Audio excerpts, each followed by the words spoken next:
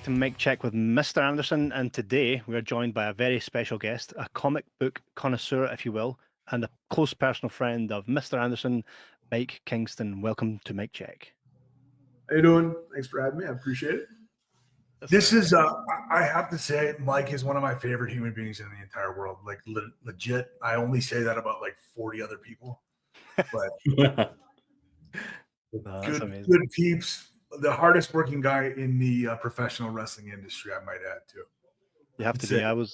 When I had to look just briefly at his career, one of the things that really stood out was how much you've had to hustle just to, put the art back into something that can sometimes seem quite artless. Where did you guys meet originally? San Diego Comic-Con. We caught each other's eyes from across the room. We had that moment where we ran towards each other, and then we ran past each other. No. Was it San Diego? Yep. Yeah, 2010 maybe? It was the year that you were there with Jeff Katz and the whole, when he had that thing going. I don't recall. The boat, right? They were filming on the boat. That song, I'm on a boat. I'm on a boat. Yeah. Spoy Joe was there, Paul Heyman. Remember that he was launching his company. And then it turned out it was funded with Bernie Madoff money. And then when Bernie Madoff went down, he lost all his money. What? No. I didn't know that. Oh yeah. He's very, he's doing okay for himself now. He did that Russell Crowe movie, The Devil's Something or Other. It's a horror movie. Huh. But yeah, he's doing good. He's a good dude, Jeff Katz. He did the Wrestling Retribution project that people got on him about, but that's part of what happened with all of that. I don't know any of that. He started a wrestling company, right? Oh, okay. The Wrestling Retribution thing. They did a Kickstarter for it, and they filmed all these episodes, and then they never came out because like his whole company got the rug pulled out from under him. He was a producer at, I want to say, Fox or New Line or something. He produced Jason and Freddie and Snakes on a Plane, and oh, nice. Yeah, he's still a producer now, right? Like, that's what he does. Yeah. I have a good friend, Doug Curtis, who also produced Freddy vs. Jason. So chances are it's a small world. They'll most definitely know each other. Yeah, no doubt. Right? That's crazy. Mike, how did you get your start? Like, what was the inception of Headlocked Comic? So I always loved wrestling, probably since I'm 8 years old. I think is the very first Saturday Night's Main Event is what caught me. Is George Animal Steel was part of a 6-man tag with Mike Rotunda and Barry Windham, Ricky Steamboat, Sheik Volkov, and like I don't know, I was into it, and I've been into wrestling ever since. And then I liked comics right about the same time, and then I would buy wrestling comics, and they were always really shitty. And just when something's like somebody's bought the license for something and they're just trying to hack it out for $1. And everybody's consumed that, right? Like the easy example is Deadpool, right? They did that first Deadpool with Wolverine Origins, and he had swords in his hands and his mouth sewn shut, and everybody was like, "This isn't Deadpool." And then Ryan Reynolds obviously liked the character, and then made an accurate Deadpool that was very clearly made by somebody who loved the character, and they made $1 billion. But like you can feel that. You can just feel when stuff is hacked out, and that's how I felt about wrestling comics. It sort of at some point came to the conclusion that nobody was ever going to make the wrestling comics that I, as a wrestling fan, would want to read. Mm-hmm. So then I'd read comics my whole life, but I didn't know like the process. Like you don't know how the sausage gets made or whatever. So I wrote a script and a business plan, and like I knew where wrestling fans were because I was one of them. And I took it to everybody in comics, and they all collectively chat on me. Like literally a dude from a big publisher like laughed in my face when I said I wanted to do wrestling comics. So I started selling it out of my backpack at wrestling shows. I used to post on like the Ring of Honor message board, and I'd go to the Ring of Honor shows. And what was the first, did you draw it up yourself? Like the first Oh no, audition, I don't draw anything. I do everything but drawing. So you wrote it. Mm-hmm. And then I had to find an artist. Yeah. I found an artist. The first book was done by a guy in the Philippines. His name is Randy Valiente. And so I worked 2 jobs for a year to pay for the art for the first story arcs, some convention tables, some T-shirts and whatever. And then I just hit the road, you know, and I would go to wrestling shows. I started doing Comic Cons. And then kind of the cool thing is that wrestlers who like comics would come, they'd see me at shows and they would buy my books or whatever. And then they wanted to do stuff. And, you know, whatever, 15 years later, I guess I'm collaborated with probably 50 different wrestlers on different stories and art. Yeah, I do Comic Cons all over the place. I got to pet koalas with Bret Hart in Australia. I mean, it's been a pretty nice little ride. I mean, it's still a grind for me. I mean, I did 32 shows this year. Wow. I'm in the middle of 7 different projects. And I still work a full-time job. So I manage a fleet of truck drivers remotely. Oh, nice. So I haven't had a day off from that in 3 years. So that's my life. I'm just always running, always grinding or whatever, but I've got to see the world and got to do so many cool things. So I wouldn't trade it for anything. That's amazing. Went overseas. So I got to go to Australia for Starcast a couple years back, and that was I've got to, you know, Canada, Mexico, the UK.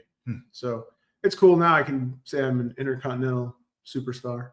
That's yeah, one of my favorite things that happened was, you know, we went to Starcast and they took all the guests to a wildlife park, and I was the only non-wrestler there or whatever. But, you know, so Bret was the headliner and I was in line, and they put Bret and his wife in line with me and Chris Masters, and we go into the koala enclosure and I'm petting this koala, and then Bret comes up and he's petting the same koala on the other side. And I was like, bro, we're like the Heart Foundation of koala petting. I think see whether you've been able to create characters. Well, take original characters and create like a new story around it. Have you ever been tempted to, like, for you said you worked with Bret, to like have a comic book where Bret gets revenge on Bill Goldberg? Have you ever really thought, you know what, we'll take some of the stuff that's out there and maybe play with that a little bit, like Cornette versus? Yeah. Well, then I do that kind of stuff a little bit. Like when I have a series called Tales from the Road where I co-write short stories with different wrestlers, and you know, the way we come to the stories is all different. Some guys just have ideas. Some guys we adapt things from their life or whatever, and sometimes we take pieces of different people's lives. So I did a story with Penta, and we took a couple of different moments of his life and sort of put them in a blender and came up with a totally new story that I thought was ended up being really good. So, you know, the process is different for everybody. But yeah, no, I've got that's so. I would never, if I had all the money in the world, I would never be able to get all the ideas I have in my brain out. It gives me an idea. That actually gives me an idea that I'd like to talk to you about. Right? I've been after Bret for years to draw, because one of the other things that's cool is I have a lot of wrestlers that have art skills that do art for my book. So Ken drew a piece. Yeah. Post book, but Jerry Lawler did the covers for my books for a long time.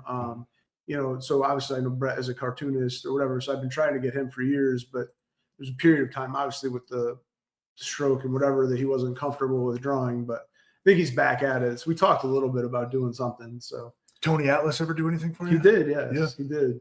So he's got some great artwork. Tugboat did a piece, Booker T piece. Jeff Hardy? Not yet. No. Jeff wants to paint the same thing like over and over again. I actually got Jeff to I asked him one time if he would paint my dog, and he did the coolest painting. I'll show you guys. Yeah. Maybe we can put it up. It's a fantastic little piece. But yeah, I know what you mean. I've been that face that he's I've talked to those guys a couple times about doing some stuff, about maybe doing a broken book or something. 100%. Have you ever thought about, I've got a lot of, it's hard to describe what they are, but they're like, you get the movie The Lost Boys. So a friend of mine, Paul Davis, wrote a book on The Lost Boys where he went to every cast and crew that was available, and he basically got all the behind the scenes. It's essentially the little brother to the film in book form. Have you ever thought about doing that, but maybe around people's stories of their career? So rather than someone going, I am doing that right now. Yeah, I'm working on a bio comic with somebody, and instead of just telling their life sort of consecutively, I've gone to, you know, I'm trying to, I know almost everybody now, you know, so I can kind of leverage that and talk to people and get sort of stories and little bits of things. Because I mean, you can. I mean, at this point, right? Like you've seen everybody's career. I mean, anybody that's worth sort of biographing, right? Biographing. I don't know what you would say that, but you know what I mean. All those people. You can watch all their matches on TV now. It's not like it used to be. So like, I think it's cool finding little moments in people's lives and stuff, that sort of just show you what kind of person they are. So 100%. Not only that, I think as well that, so when I was growing up, a huge Nirvana fan, right? And there was a book, because at the time I wasn't up for reading Heavier Than Heaven. It was just, to me, like, oh, a big novel, right? But at the age I was at, there's a graphic novel called Godspeed, and it's the life story of Kurt Cobain. And it's so easy. At that point, it was so easy for me to just sit up, those nights where you're like, got a wee flashlight, everybody in the house is sleeping, but you're reading away. And I felt as a younger kid, that was really good way of me connecting with a story that wasn't a novel. I think that is missing from the wrestling business. I think you could be the guy to pioneer that. I mean, it's the problem with comics, and the hard part about comics is they're so expensive to make, like obviously, you can make an entire movie on your phone right now for free and post it to YouTube and it doesn't cost you anything. Right. But, comics, more analog. So, I mean, every page of art costs at least $250, between the artist, the letterer, whatever. And then, if I'm doing a 125-page graphic novel, that adds up pretty quick. So unfortunately, you got to move a lot of units, and you got to have a lot of sort of liquidity. So, I mean, I've been able to fund most of my books through Kickstarter, at least partially, get, a good chunk of it out of the way. But, I'm never going to get rich making comics. I just, I want to make the stuff I want to make and jam with the creators I want to jam with. And how often do you put out a new piece? Just whenever I can. Yeah. It's just sort of, some of it's timing. Sometimes one of the things that's sort of frustrating is I have to sort of play around. Like if I know somebody's going to go to WWE and I can do a story with them, I want to do a story with them before they go, because then they'll be lost to me for forever. So like I've had so many missed opportunities. Independent contractors that can't work with I've had so many missed opportunities. Roddy Piper was supposed to do a story for Tales from the Road. He died 6 days before we were going to put it together. Wow. Ultimate Warrior was supposed to paint a cover for me. Wow. Thing that a lot of people didn't know about Ultimate Warrior, he was a painter. He painted, but he didn't use any brushes. He just painted with a palette knife. It was actually really fascinating. And he was really good. But obviously also a little unhinged. So we had some interesting conversations. He called me, like I had sent him an email through he had like an art website that I don't think anybody knew about. And I'd sent him an email, and he called me up, and it happened to be my birthday. Not that he knew it was my birthday, but he just called me up, and he's like, I don't know if I'm the guy for you, but I just wanted to call you and tell you to stay positive about your project. And I'm like, man, I feel like I'm like 6 years old. Wow. He called me on my birthday to tell me to stay positive. And then he had to hang up because he was yelling at his kids. But then he called me back again to tell me to stay positive, presumably after he's done yelling at his kids. So it was such a surreal experience. I've had so many crazy, like just weird, surreal experiences in my 15 years of sort of being wrestling and Comic-Con adjacent and whatever. So did you ever think in a million years that kind of stuff would be happening? No, it's crazy, right? Like, I mean, Ric Flair bought me a $150 shot on my birthday one year. What does that taste like? Gasoline. Fucking it tastes the same as a fucking $5 shot too. Wow. But it was one of those things where he's Ric Flair, right? Yeah, and once he knows that there's a $150 shot, like he's got to buy it because he's sort of the character's kind of a prison, really. Wow, so, it's crazy to think he actually is Ric Flair. I spent a whole summer with him doing cons one year. It was the year that he almost died. Like we'd done like 6 shows in a row, and it was just funny because he's Ric Flair, right? And like we would drink every night, and he called me Wild Man, which just tickled me to no end, right? He'd be like, see you out there, and whatever. And I mean, it was just you don't think that that's ever going to happen. Like I just want to make a cool wrestling comic, right? And then got to do all these things. got to see the world, and that's, like I said, and I'm happier than most of my friends that write like for Marvel and DC. So. That's insane. Have you ever thought? What I'm hearing right now is that you've probably got a book in you, about your whole process, your journey, littered with stories from on the road. Do you ever think about maybe writing a book about just your unique journey into comic books through the vessel of wrestling? I mean, I'm not real. I don't know. I don't necessarily know if there's an audience for that, and maybe there is. I don't know, but 100%. the problem for me, I think there is. Just listening to the 100%. stories that you're telling right now, like we haven't even scratched the surface. And I mean, the problem for fucking me, the Ultimate Warrior calling you. Oh yeah, no, it's crazy. But yeah, I just, I mean, I'm in the middle of 7 different projects, and I sleep never. So. Yeah. And it's fine. Like I said, I love my existence, and I'm very happy with it. So, I mean, I wish I had a little bit more time and maybe a little more financial liquidity to just get stuff done and not have to grind all the time. But I mean, I got to watch one of the WrestleManias from a fully catered luxury box. Like I was a guest from 2K Sports. Wow. Really, it was the Dallas one though. It was like 7 hours. It was awful. It was Triple H and Roman was the main event, I think. That show was like 7. I got there early because Jerry was working the pre-show, and I wanted to see, I want to see Jerry make his entrance at WrestleMania, and then I was just there. It's a long day. Wow. Here's a good question for you, right? Ken, do you have any great Ken stories? I'm trying to think. Oh yeah, absolutely. So one year at San Diego, we were out just at some random hotel, like hanging out at the pool. It was me and Ken and Frankie Kazarian and Christopher Daniels. We were smoking cigars and just drinking some beers and hanging out. And was it you that went to the bathroom and found the kid? I think you came back and you got to come to the bathroom. We're like, what? And there had been a Smurfs event at San Diego, and they had all this blue food and alcohol, and there was a kid passed out on the bathroom floor in a pile of blue vomit. We got a picture. We have a picture photobombing him.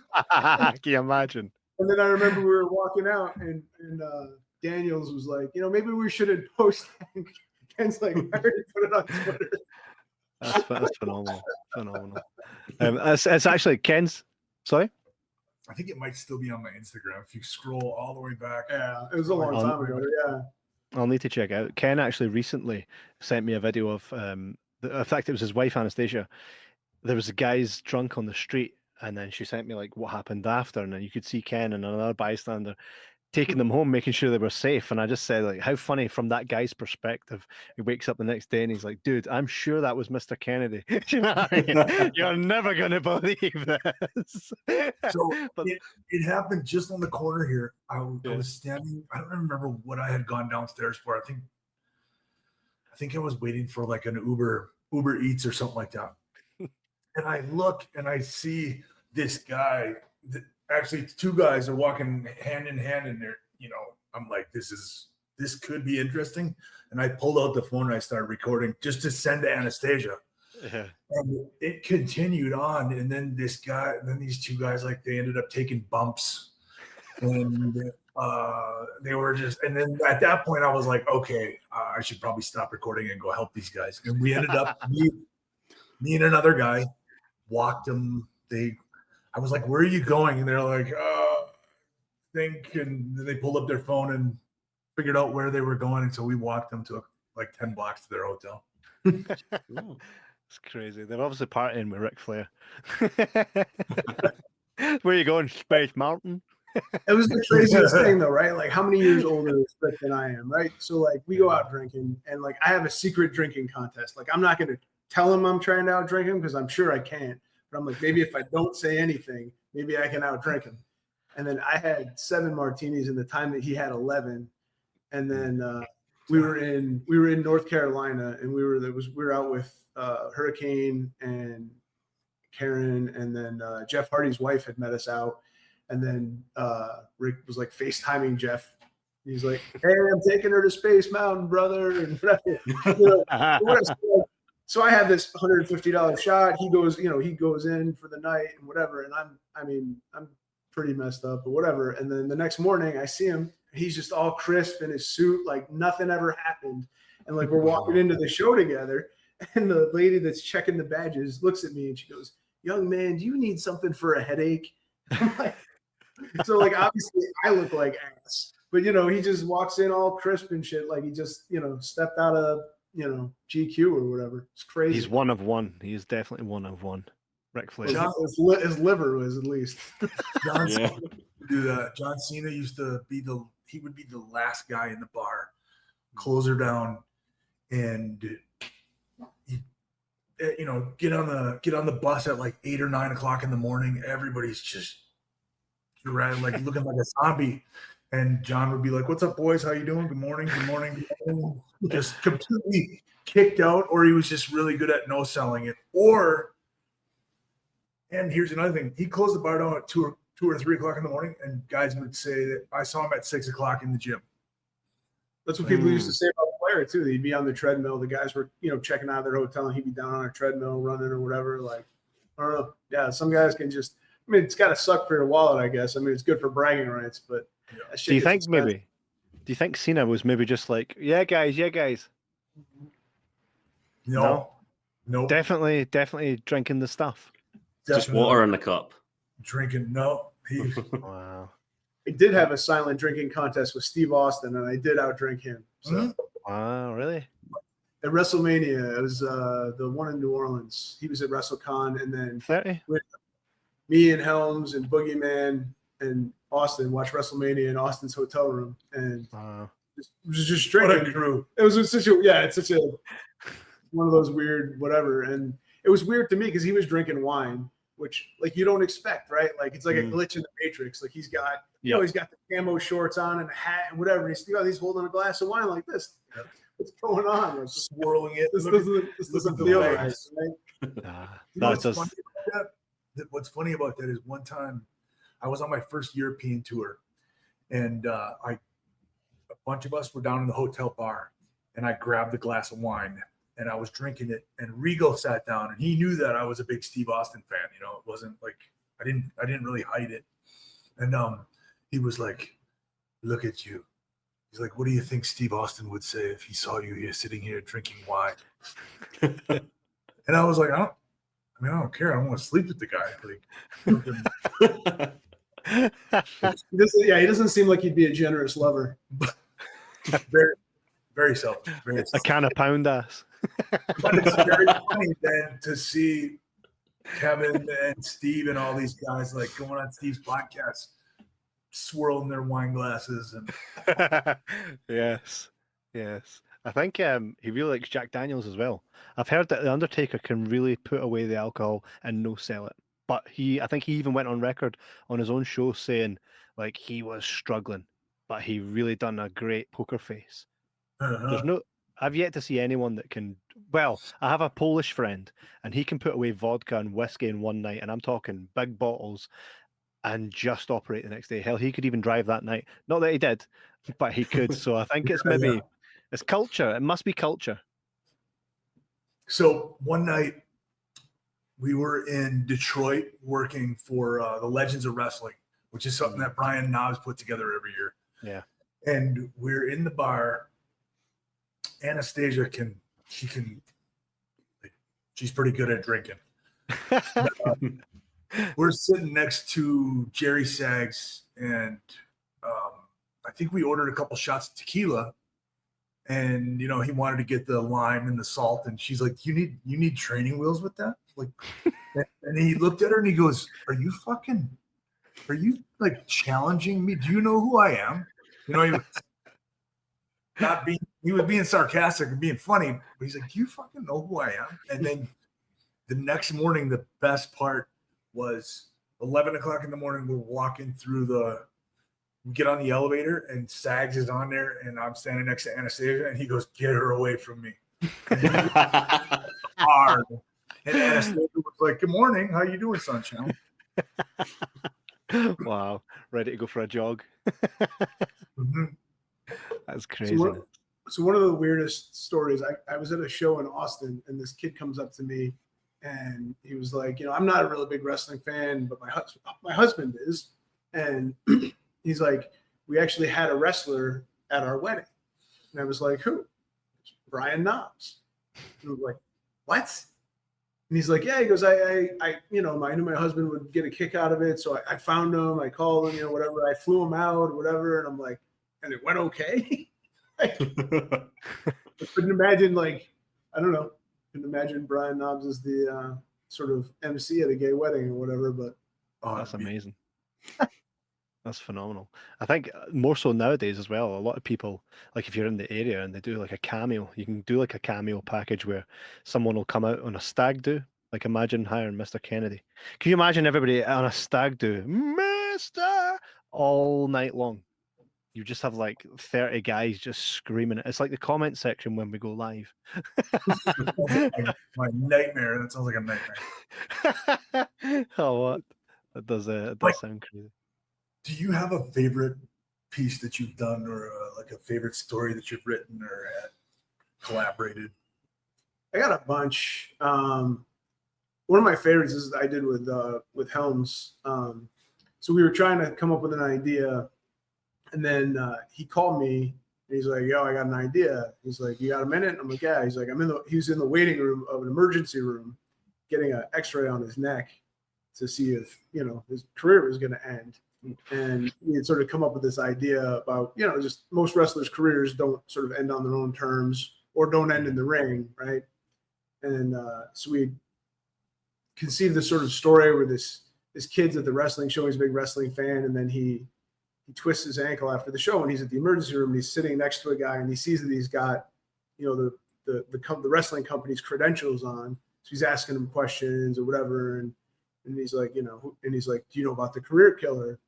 And he's like, "Who's that?" And then he's explaining this guy that can't be beat, and he's undefeated and whatever, and like the kid's imagining this big monstrous wrestler or whatever, and then he's like, and he's like, "Well, actually, I'm the career killer," and it's just this skinny, nerdy dude or whatever, and he kind of laughs at him. But then it's the doctor going in to tell this wrestler who had gotten hurt that his career is over.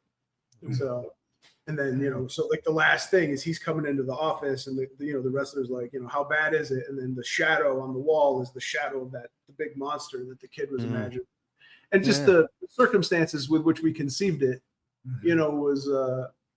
Kind of made it really special. I did a story with Crime Time that was probably the last thing that Shad did before he passed. Like he sent me the edits 3 days before he died. Wow. And he was a good friend of mine. I like Shad. I love Shad. Just the best. And is originally that story was supposed to be with Santana and Ortiz, and for whatever reason, AEW told me I couldn't do it. And so we had always wanted to do something. They'd been the guests at my booth a bunch of times in San Diego and whatever. So I hit up Shad. I was like, "Yeah, you want to do something?" He's like, "Yeah, let's do it." And so I'm glad we got to do it. It ended up working out. But yeah, that was a tough one. This is one of my favorite Comic-Con stories. We were going to this party at San Diego Comic-Con. It was me and Shad and Hurricane, and we were in an elevator, and these 3 kids get on, and they're just probably older teenagers, maybe early 20s, just nerdy. They've got big Comic-Con bags full of toys, and we're going up the elevator, just quiet. Just out of nowhere, Shad goes, "What do you boys think about slavery?" And the one kid turned around, and he really had the best conceivable answer. He goes, "Oh, I'm from the North." I was like, what a clutch answer. But it just people out. Yeah, just crazy. But yeah, so that story holds a special spot in my heart too. Yeah, I mean, I did a Christmas story with Nick Gage. That's Christmas story. It's one of my favorites. It involves some deathmatch elves, and it's a good one. I feel like you should do a Christmas story with with Mick Foley. Yeah? I did. Did you? Yes. Yeah. And then I just have one. Actually, we're debuting. It's coming out next month. I did one with Shotzi Blackheart that is sort of loosely based on The Grinch. Where, excellent. She's running like a charity show, and this shady promoter tries to sabotage it or whatever, and it's a lot of fun. I had to write it all in rhyme to make it be like the thing. Sure. And I kind of messed with my Dr. head for like a week because all then you every time I would think about words when I wasn't working on it, I'm like thinking about rhymes. I'm like, oh man, I hope this doesn't break me permanently. That's our next project that's coming out. You watch Sons of Anarchy at all? Yeah. The guy with the losing his hands or whatever, right? There's a point where he starts talking in rhyme only, and then he starts talking French, I think. Yeah, I definitely messed with my brain a little bit, but that's a fun story. I think that'll be out in the November pro wrestling trade, and it'll probably be in the collected volume 4. It'll be the next collected edition we do for Tales from the Road. It'll be it's a good one. So you got amazing. We talked about Shane briefly. Like, you got any Shane Helm stories? Oh my god, you gotta have some. Shane is such an interesting dude. I remember we were at a show in Miami, and we were hanging out with the cast of Spartacus and Jason Momoa watching UFC. Wow. And Shane had bet on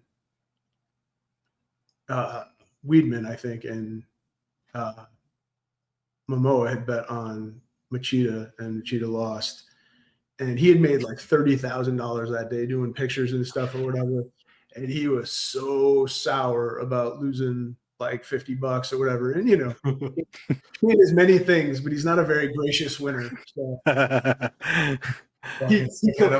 he collected his money doing the Ric Flair strut, or the powerhouse strut, if you will, whatever. And then he wouldn't talk to us for the rest of the night. he was better the next day, but it was quite amusing. Not the money; it's the principle. From like, I make comics in my bedroom, right? And then like I'm in these situations where like I'm the least famous guy in the room. The year that you were there, right? We went to that party on the roof of the San Diego Padres Stadium with Stacy Keibler and Paul Heyman and Maria Kanellis and Samoa Joe. We did. He was with Ric Flair. I probably was. This is the thing with me. Like I'll watch matches sometimes, and I'll be like, I have no recollection of doing that match. That just happened to me recently. And it's happened to me more now. I mean, not that I played football for 15 years, so I mean, I have taken some head trauma. But people come up to me and talk to me like they know me, and I have no idea who they are, and that sucks. So JCW Lunacy. New episodes every Thursday night at 7 p.m. on YouTube. For over 25 years, JCW has delivered the very best in pro wrestling entertainment, bringing fans deep storytelling drama, gut-busting comedy, and unbelievable in-ring action. From wild characters to unforgettable rivalries, JCW has built a legacy that spans generations of fans. Whether you've been watching since day one or you're brand new to the chaos, there's never been a better time to join the madness. Oh, take a look at this! Tune in every Thursday night at 7 p.m. on YouTube and catch up on past episodes right now. JCW Lunacy. It's more than wrestling, it's a way of life.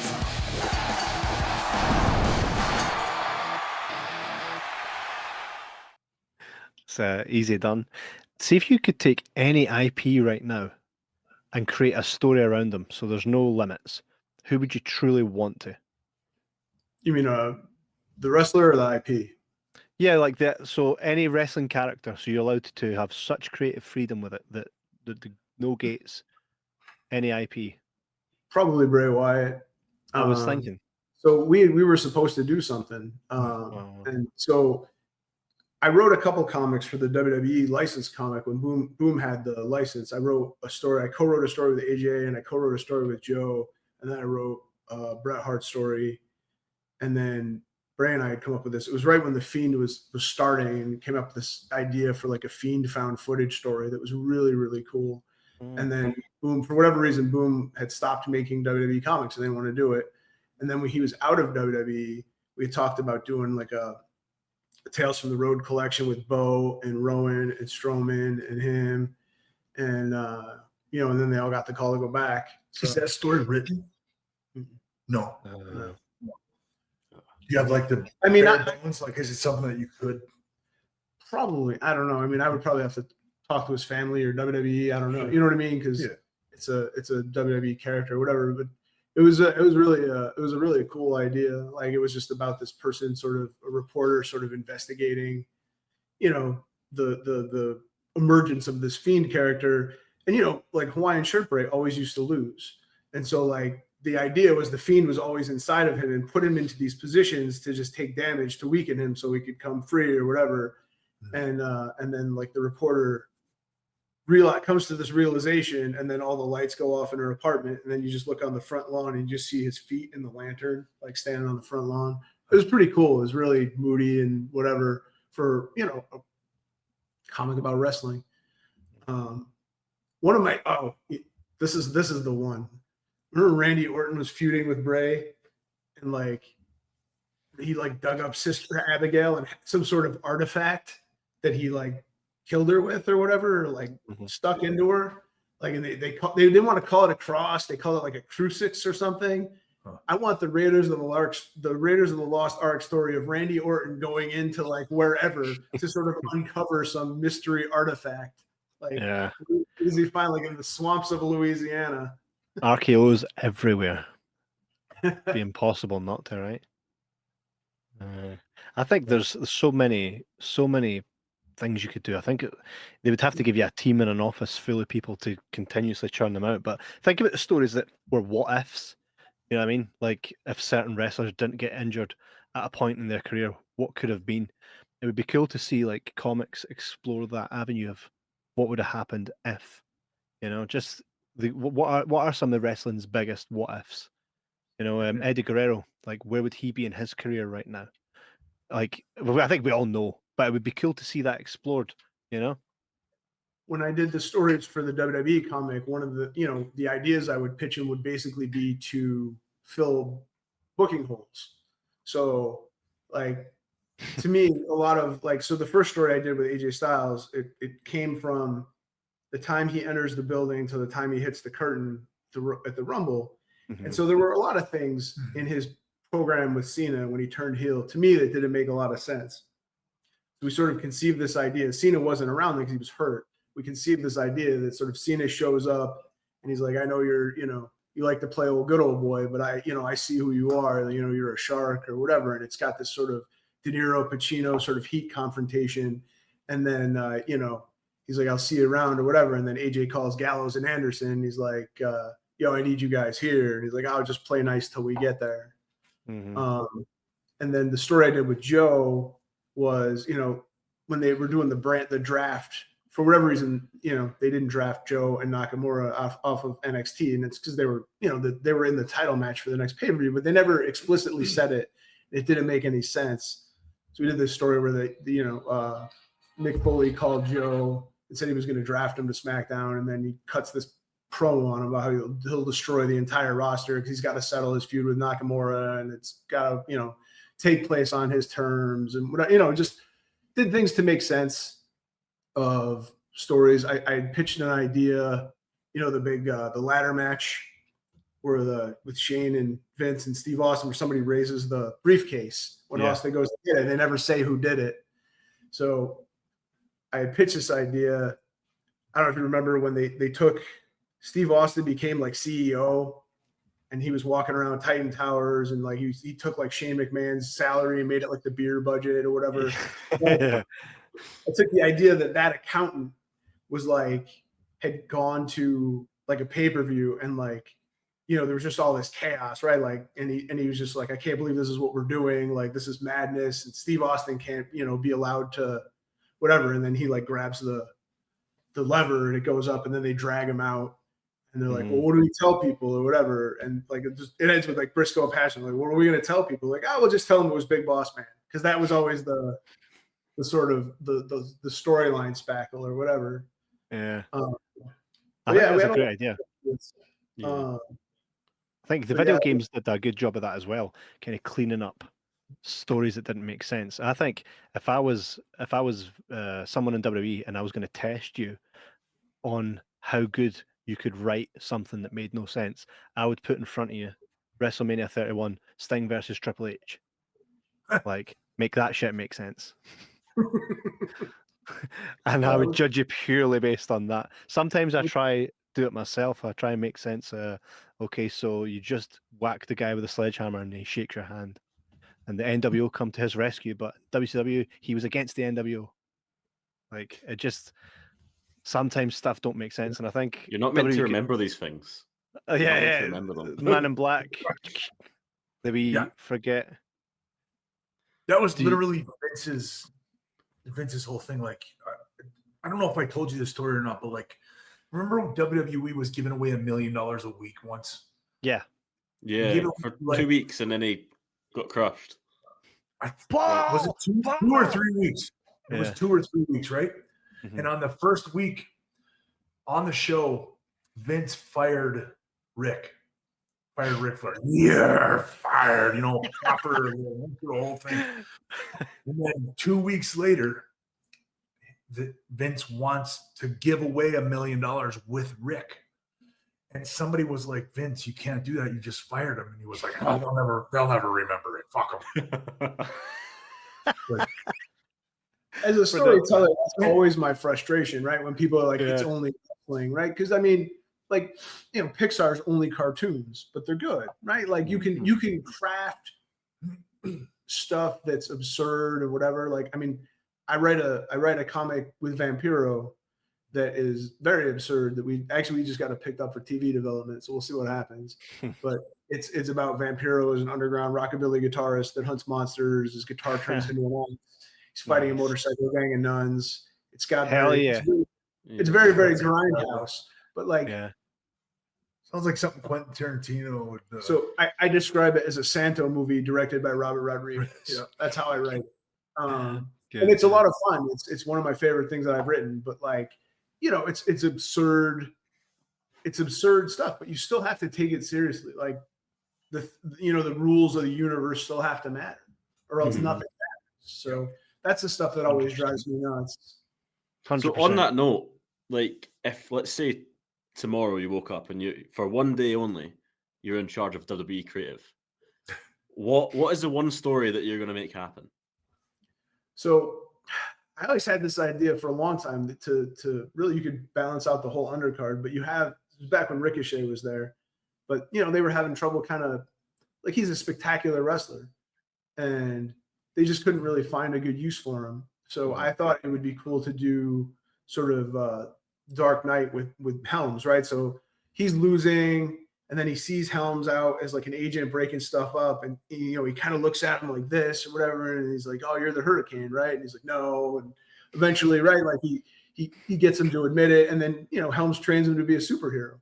And there's a million places you can go from there, right? You can bring another guy in, you could have him turn heel on him. And Shane could carry whatever on the microphone, which seems absurd to say now. I mean, I don't know if I've ever seen anybody make such a dramatic turn in their ability, their promo abilities than Ricochet. Like, he's so good right now. It's crazy. Oh my God. On AEW is amazing. Like, he's found it. And it's just so funny because for so long he just didn't have it. And I mean, the character, whatever, it works for him, but I mean, he's amazing now. But I mean, but I thought you could do so much with that. Like, you could bring in another guy, have that guy turn. Like, I mean, you could fill up an entire year's worth of TV on the undercard with that kind of stuff, and just have, cool, like, whatever, superhero, like lucha style, almost like a Chikara type thing going on. And I think you'd have a lot of fun with it. I think one of the things that we as the fans always appreciate is when we're rewarded for remembering, when our fandom is rewarded. For example, like if Gangrel had came out with Edge on his last WWE run. So like I think the idea in WWE where the creative are like, oh, that's too old or we won't remember is ridiculous. So if to piggyback on what Connor says, if you're in charge of WWE creative and they're like, we've just rehired Mr. Kennedy, what do you do? Bear in mind, Cena's on his he's on his last hurrah. What would you do? It's a tough one. I mean, Put you on the spot. yeah. I mean, yeah. I mean, I would need some time to think about it, but I mean, I don't know. I mean, Ken was always not utilized as well as he could have been, and in my opinion, anyway. But I mean, I feel that way about a lot of people. I don't necessarily know if they get all the juice out of anybody, and they blow through stories, and like the Invasion, right? Like in one night, they blew through a year's worth of TV. Yeah, I mean, it's crazy, but I don't think they. I don't know. I would have to sit down and think about it. I feel like the writing crew, that job is one of the hardest jobs in the entire world. Definitely. Because you know, like, what is a normal television show? Like, say Friends or whatever. I'm dating myself, right? But like a show like that, a sitcom, there's 24 episodes in a season, 22-minute episodes. WWE's 52 weeks a year. They're 2-hour shows, 3-hour shows now. Yeah, a lot of time.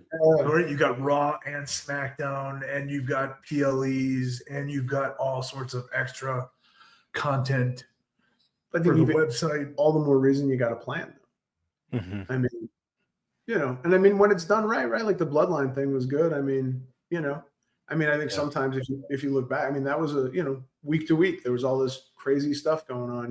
Like I think. And one of the things I would say for, a lot of people don't give Vince Russo credit for much, but I would say that, I mean, everybody had a story, everybody had a character. I mean, even the lowest guys on the undercard had stuff going on. And I think that's important, right? Because I mean, that's the stories are where you connect with people. I mean, the matches are the matches, but you don't necessarily connect with talent on a deeper level because of the matches.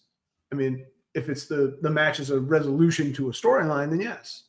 So, I mean, I think that, and for such a long time, it just felt like they just only gave a shit about like the top, 10 guys or whatever. And everybody else was just kind of, you wrestle this guy this week, you wrestle each other next week. This guy goes over, whatever. And I think it's just hard for people to get invested in that. So I would agree. Yeah. It's become so formulaic. Very formulaic now, and I think that's where I'm a lifelong wrestling fan, and now I see the same patterns every week where it's almost like they're taking a template and they're just like, right, okay, so who we filming walking in with their bags this week, right? The same type of promo, and then another one when I'm watching these superstars say their promos, I don't believe it. I think they're zoned out here. They're just reciting it. I don't believe it. And when ChatGPT. I've been watching a lot of stuff recently from back in Ken's days in WWE and watching it, I'm like, wow, because everybody here, like, they were on a different level. They believed it. Their stories, like, there was just, it's night and day when you go back and watch and you compare it. I don't think to say that though, I don't think WWE's in a bad place. I think they go through spots of dropping the ball, but then they pick it up. They definitely do. And like you say with the Bloodline, they did for a good while there, where it was just must see. The Rock came back, did all that. It was amazing. I think right now they're in that spot. But like you say, it's the hardest thing to kind of write, and you keep going with that every single week. I also think this is traditionally a downtime of the year, right? Like they kind of coast their way into the holidays, and then the Rumble they pick back up. Right. So like usually post SummerSlam, pre-Survivor Series kind of feels like the lull in the, where they kind of just take their hands off the wheel a little bit and whatever. But yeah, I mean, I definitely feel that way. I definitely feel like the show is stale, but I also, like, when I watch it now, I feel like you're in like WCW end times now, where like the top spots are just locked, because the thing that people get excited about is mobility, right? So like last year you get the rise of Jay, right? And then you had, you had Sammy kind of coming up and Jacob Fatu or whatever, but now you have all these guys that have hit a wall because you've got Punk, Rollins. I mean, they just turned Braun on Rollins. Like, I mean, Braun Breaker. Like, I mean, give that dude the belt. Like, I mean, I feel like he's not even a part of the story. I mean, outside of just beating people up every week, but like, I mean, put a rocket on the dude, right? Just shake it up. But I feel like sometimes they're just, the top guys are locked into their spots, and then it just makes everything stale. I feel like sometimes too, the reason that they blow through angles is because the writers themselves they get like, we've been on this for too long, right? Because they're thinking about it. We watch it on TV. We see each character, 10 minutes a week, if that.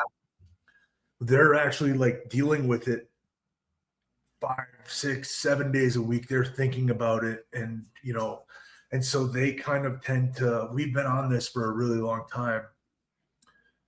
Does that make sense? Like, dealing with it, but pacing makes a big difference. Like, I'm sure when they were conceiving the last season of Game of Thrones, they didn't necessarily think about how fast everything went to everybody, right?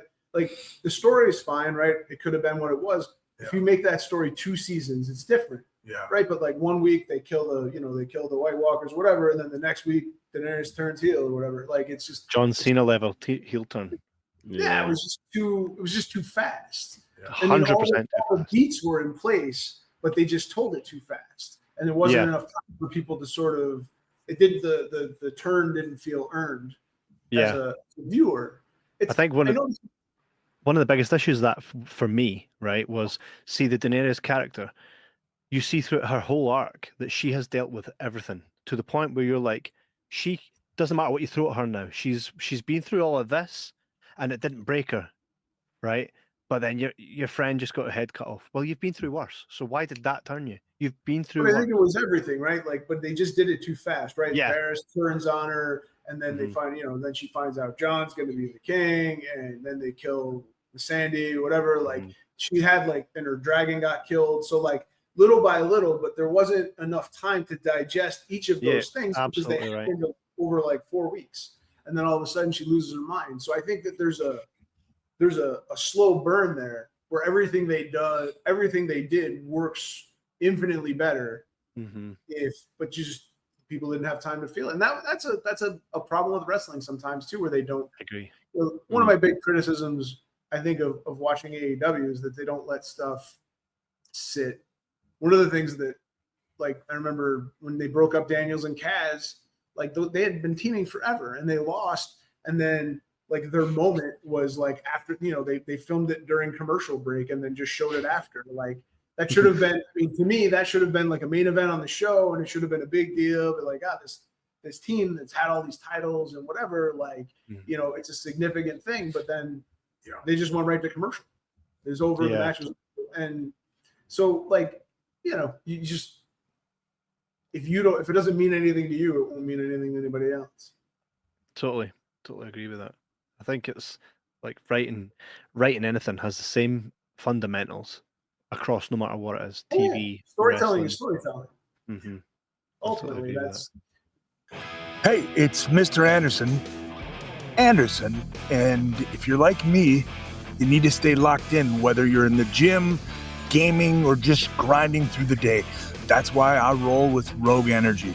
They've got 3 killer options: hydration, no sugar, just clean electrolytes, energy packed with focus and stamina boosters, chill when it's time to wind down without crashing. All 3 are just $34.99, but because you're watching Mike Check, I got your back. Head to rogueenergy.com and use the promo code MikeCheck for 10% off. Stay sharp, stay strong, stay rogue. In that list that you gave of names a few minutes ago, there was one name missing that everyone's talking about, and there's a lot of comparisons between him and Ken, and also Stone Cold. Talking about LA Knight, of course, right? Where do you think he's going? Because this is that the internet doesn't stop talking about, this is his moment, they're going to pull the trigger. No, are they building to something massive for LA Knight, or is he just going to sit there just missing out because he's a draw?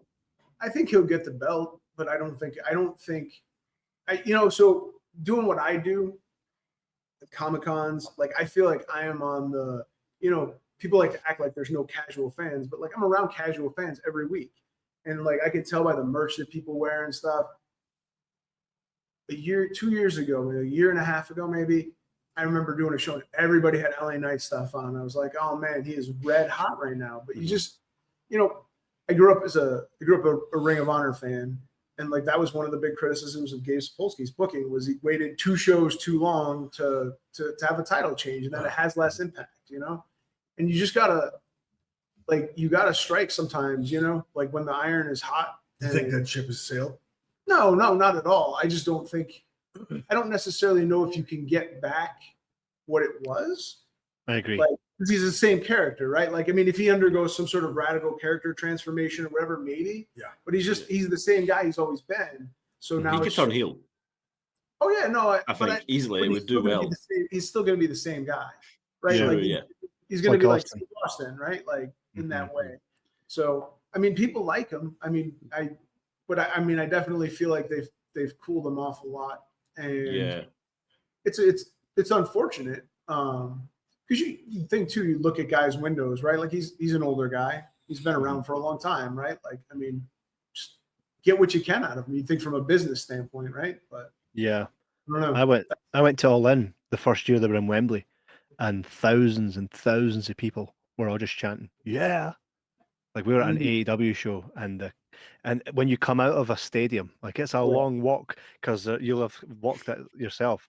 Thousands of people, all they were chanting was LA Knight stuff. And I was just like, this isn't because they don't show you that on TV. Like if you weren't there, you wouldn't know. But in amongst those people, like they were loving it, you know. Positioning matters so much more than I think people realize, and how they're positioned, right? Like Chris Benoit was the champ, but I mean Triple H was still opening the show, right? Like he was doing the 9 o'clock match. Yeah.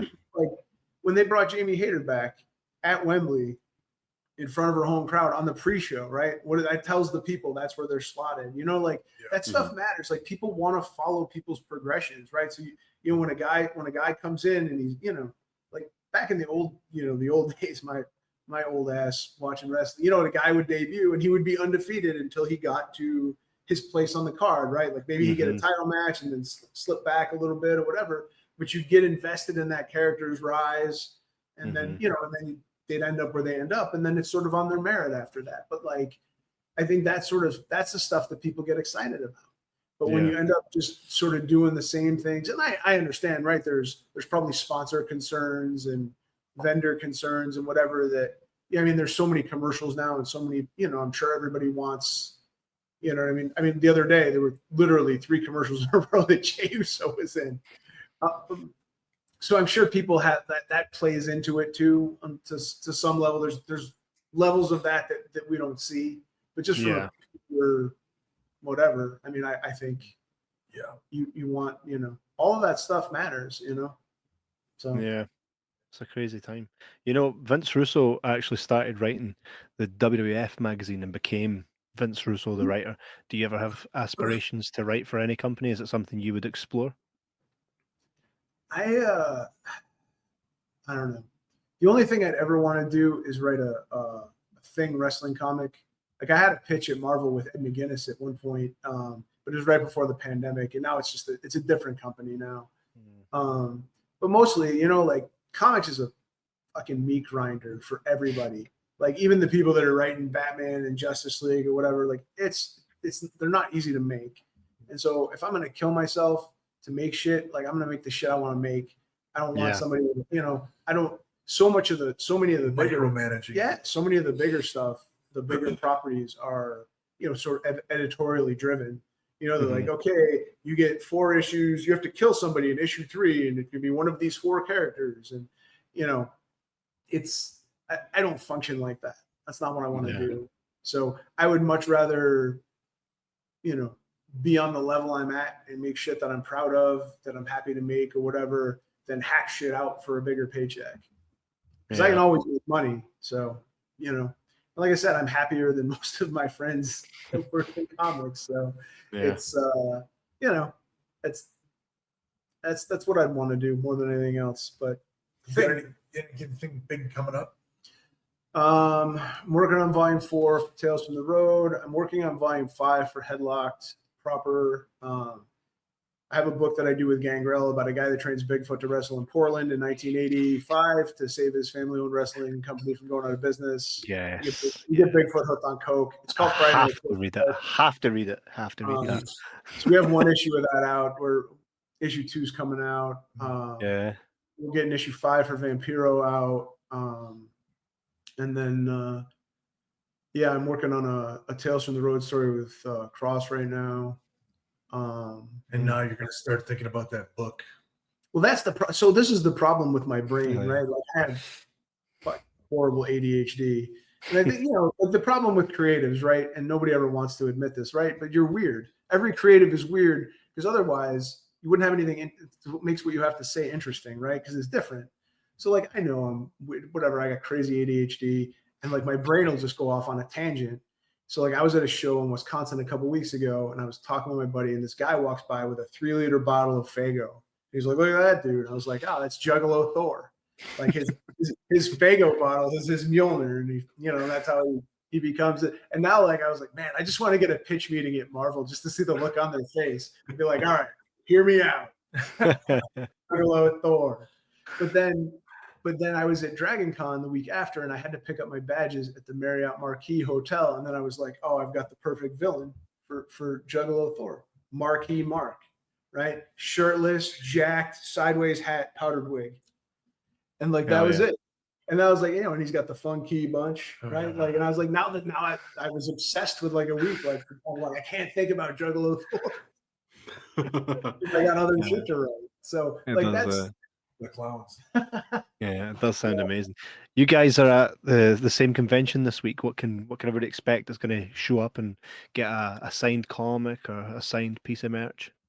Oh yeah, I got tons of stuff. I got all my comics. I have some autograph stuff from different people. I have art prints that we do. We do these comic book style homage covers and stuff for people if I do shows. So like, Sting was a guest at New York Comic Con a few years ago, and we did it's a very famous cover of the Vision, his first appearance in Avengers, where he's like giant and like smoke and whatever. So we did a cover of Sting like that. We just did for New York Comic Con is one of our biggest shows. A couple weeks ago, we did a Dirty Dom print that is styled after the Scarface Latino heat print. Yeah. That was pretty cool. Nice. And then I had Hurricane as a guest, and we did the Superman poster of him like flying is all whatever, but we did it with, and it says look up, and we did it with Hurricane as a stand back. It came out really, really cool. So like, I don't know, I'm somewhat biased obviously, but I love everything that we make. I think we make the coolest shit. I got Vampiro comics, I got Friday Night Bigfoot, I got Tales from the Road, so all kinds of stuff. So it's and sometimes people just want to come and talk wrestling too, and that's fine too. I'm always down to, shoot the shit.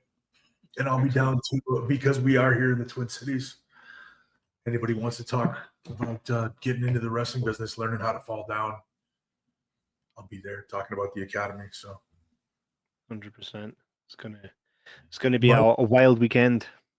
Yeah, there's tons of guests too. So Sting's there, McFoley's there, Brendan Fraser is going to be there. Brendan Fraser, Devon Dudley, excellent. Pac will be there. Another Twin Cities icon. So I did. It's one of my favorite stories. I did a panel with Waltman at a show, and we had done a story together. This a fun one too, but. He was like convinced that we were in Alaska and I was hosting his panel, and he was convinced that nobody would remember who he was or know who he was. He was too old. And I was like, brother, you'll be fine. And so we go up and he's like, ask him about, his influences. He's like, I really like Dusty Rhodes. He's like, you guys know who Dusty Rhodes is? I'm like, they all know who Dusty Rhodes is. He's a central part of current WWE programming if they didn't know, and then somebody asked him his favorite match. He goes, I had this match on Raw with this guy, Bret Hart. This guy, Bret Hart, killed me. I will never forget that. That's like, dude, they know who Bret Hart is. It's craziness. That's one of my favorite part about conventions, is I've sat through many wrestlers telling great stories. That's one thing about wrestlers, is they're great at telling stories. You guys part of any panels this weekend? on stage Q&As?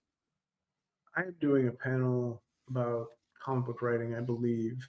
I don't know. I usually do a panel about making your own comic that I just do myself, where I get people who want to, I try to, it's like half inspirational and half instructional, trying to get people in the mindset. Because, like everybody wants to do stuff, right? But like, people are afraid, of failure or whatever. Like anybody that's ever going to try anything creative, right? You have to give yourself permission to suck. And I think that's a thing that you don't know, but you have to hear. So I do a panel with that where I talk to people and try to get them in the right mindset to make their own books and whatnot. Because people come up to me all the time like, oh, I wanted to make this and but I never did and whatever. And I don't know. I just think you oughta follow those things to their logical completion. Definitely. For everybody that's watched this